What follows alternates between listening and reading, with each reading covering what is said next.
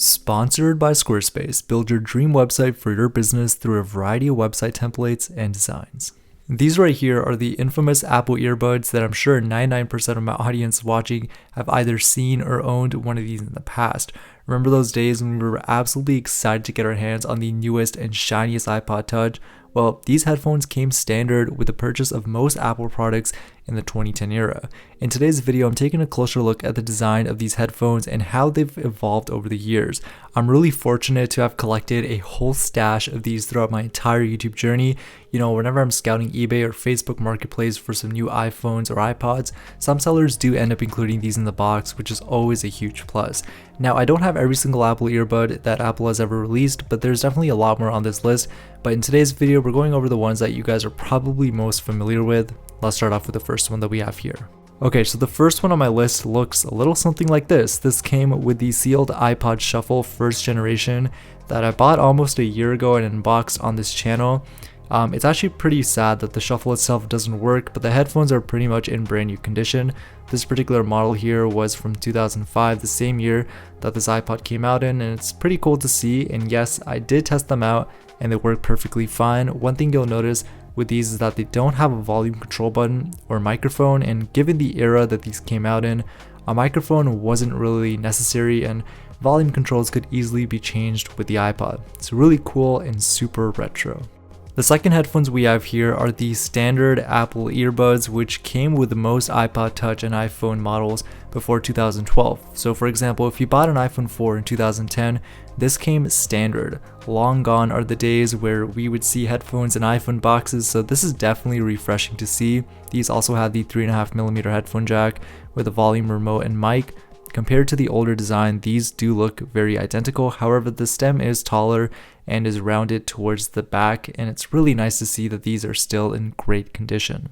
Now, before we get into some of the more recent headphone designs, I want to take a quick second to talk about today's video sponsor, Squarespace. They offer a huge variety of custom website templates that fit the needs of your business. You can browse through many different categories and find what works best for you. I love the fact that you can easily register a domain directly through Squarespace and even set up an online store. If you're a collector like myself, selling products like these is super easy. You can even set up payments and everything. You can check it out at squarespace.com, and when you're ready to go live, go to squarespace.com/iClassic to get up to 10% off your first purchase of a website or domain. Okay, so we've gone through two designs so far of the Apple headphones.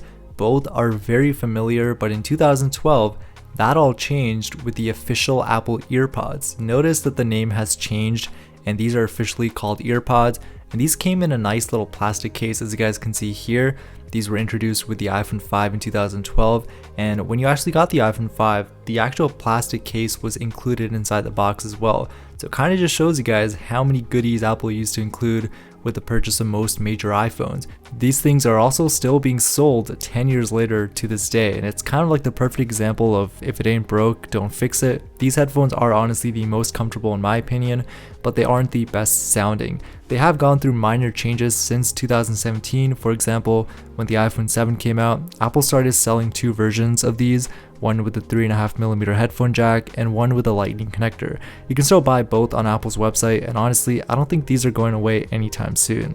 And lastly in my collection are my daily headphones. I honestly don't even know where to begin with these. I genuinely think the AirPods Pro are the best wireless headphones I have ever owned. I used to have AirPods Max, and while the sound quality was amazing, they were just a little bit too heavy for me and they weren't really that suitable for the gym. But these right here, the AirPods Pro first generation, have to be my favorite. Of course, these do not compare to the wired Apple earbuds or earpods in any way, but it's kind of a reminder of how far Apple has come over the years. We pretty much went from a common design that has pretty much spanned 2 decades, and now we've transitioned to a fully wireless experience, and honestly, I'm here for it. It's interesting that AirPods as a product category themselves are literally worth more than some tech companies combined, and that's just crazy to think about. The evolution of Apple earpods in general just shows how much impact they have had on our lives. And remember the old days of Apple commercials with the iPods? It's crazy to see just how far we've come, and it makes me excited for what Apple has planned to release next. If you guys enjoyed this video, let me know. I'd love to make more videos on older products like these. And if there's any retro Apple product you want me to review, comment it down below and I'll try to get them added onto my collection. But just like that, this video is over. Hope you guys enjoyed it. Catch you guys on the next one.